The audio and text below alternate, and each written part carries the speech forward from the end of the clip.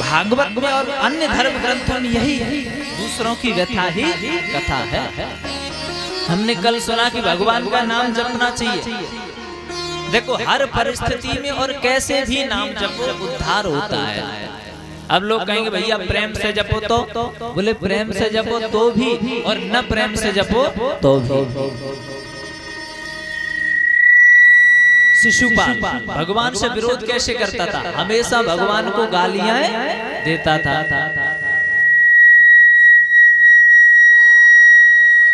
हमेशा भगवान को गालियां देता था और जब वो मरा ना, भगवान ने अपना चक्र भेजा, उसके सर धड़ से अलग हो गया और उसके हृदय में से ज्योति निकल के भगवान के चरणों में विलीन हो जाती है।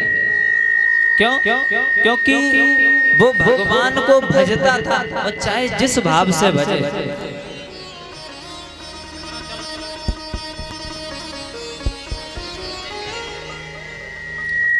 जैसे भी भगवान को भजो। रावण ने भगवान से विरोध किया कि नहीं? उसने कब कहा? उसके सामने कोई कभी मंदोदरी कह देती थी स्वामी उस श्री राम से विरोध मत करिए, रावण कहता मंदोदरी मेरे आगे कभी शत्रु के नाम के आगे स्त्री लगा करके संबोधित मत करना।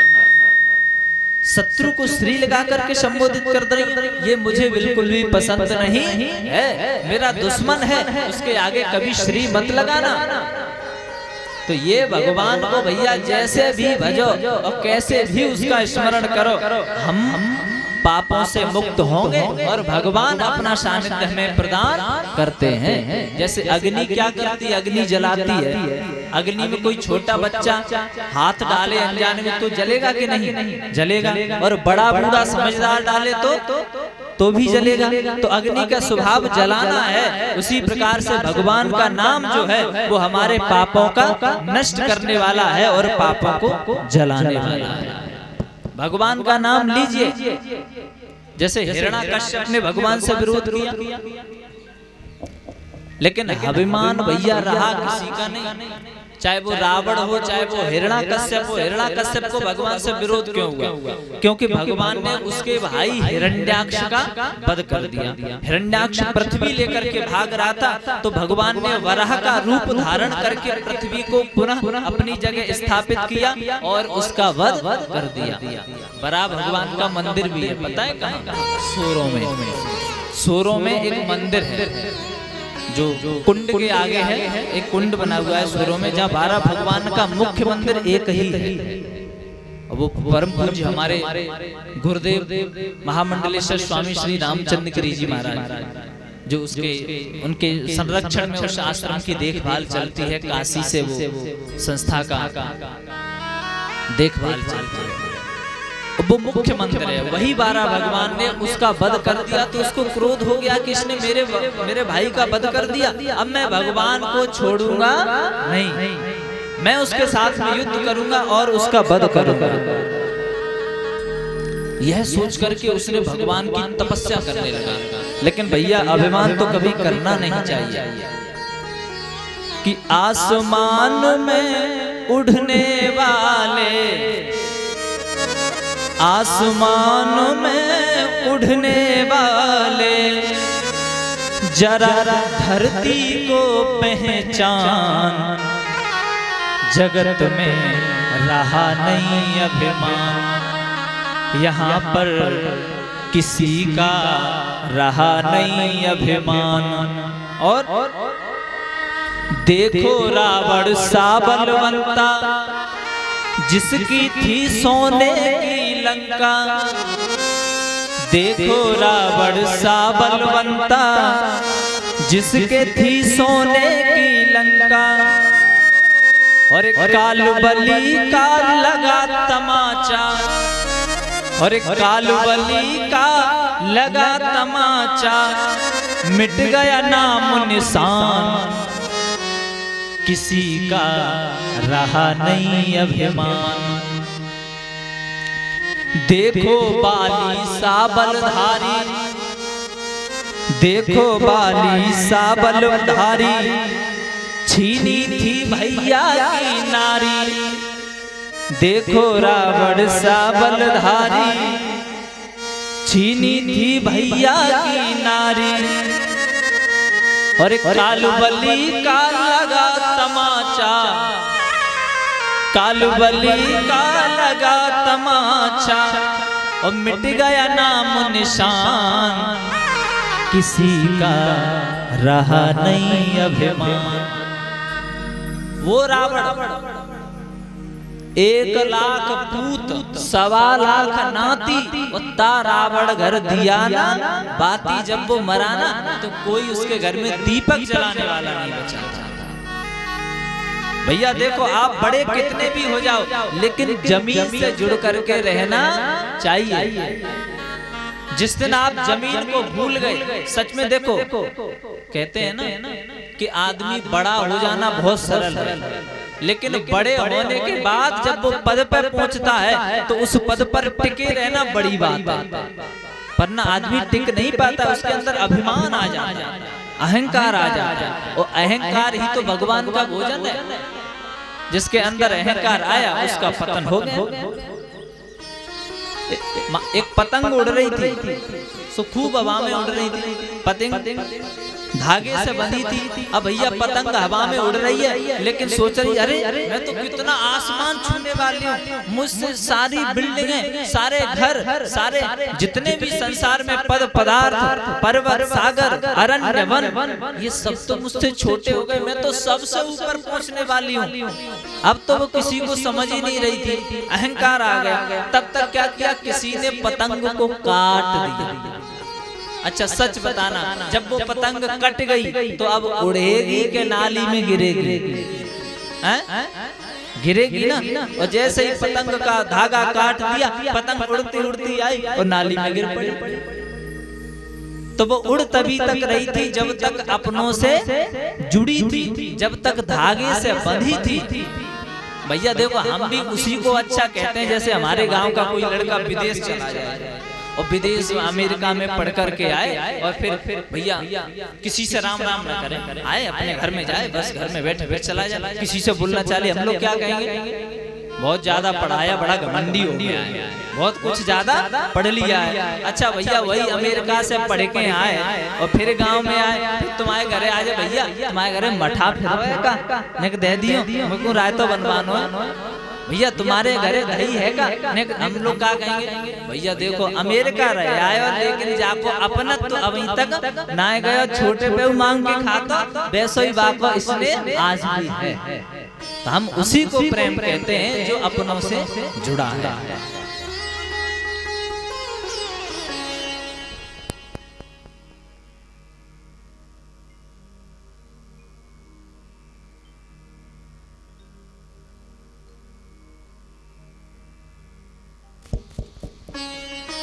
महाराज जी कह रहे हैं कि विभीषण बढ़िया थे तो रावण के द्वारे क्यों ना गए थे? ऐसा नहीं गए थे अपना, तो ये तो बिल्कुल ऐसा नहीं है कि वो दूर हो गए थे, नहीं भाई, उनका भेद, उनका बुद्धि का भेद हो गया। हमारे तुम्हारे विचार नहीं मिल रहे, तुम्हारी हमारी राम राम जितना बनेगा, जो एक लोक मर्यादा है उसका हम निर्वाहन करेंगे। तो ये सब चीजें होती हैं। तो अपनों से जुड़ करके रहना चाहिए। अब उसने क्या किया, एक दिन सुखदेव महाराज जब परीक्षित को कथा सुना रहे थे तो परीक्षित ने कहा, महाराज ये बताइए कि भगवान भेदभाव क्यों करते हैं? क्यों? बोले देवताओं को तो अपना मान लेते हैं लेकिन राक्षसों को मार देते हैं। तो उन्होंने कहा नहीं, भगवान किसी के साथ में भेदभाव नहीं करते, हम जैसा कर्म करते हैं वैसा ही भगवान हमारे साथ बर्ताव करते हैं। आज हिरण्याकश्यप ने सोचा इसने मेरे भाई का वध कर दिया, अब मैं जाकर के पहाड़ पे तपस्या करूंगा। ये तपस्या करने चला गया और जैसे ये तपस्या करने गया, तपस्या करने लगा, लेकिन इसकी जो स्त्री थी उसको इंद्र हरण कर गया। इंद्र जब हरण करके, इसके 4 पुत्र थे हिरण्याकश्यप के, तो जब इंद्र हरण करके ले गया तब 3 पुत्र थे जिनको राक्षसों के द्वारा मुक्ति प्रदान कर दी गई अथवा उनका वध कर दिया गया। जब वो हरण करके ले गया तो नारद जी रास्ते में मिल गए। उन्होंने कहा कि ये इंद्र तुम ये क्या कर रहे हो? बोले मैं इनको अपने आश्रम में लेकर के जा रहा हूँ, अपने यहाँ ले जा रहा हूँ। बोले नहीं नहीं ये गलत है, किसी पराई स्त्री को तो स्पर्श भी नहीं करना चाहिए, और तुम तो देव हो करके, अरे जैसा बड़े लोग करते हैं वैसा ही तो फिर छोटे लोग करेंगे। आप जो कर रहे हो ये गलत कर रहे हो,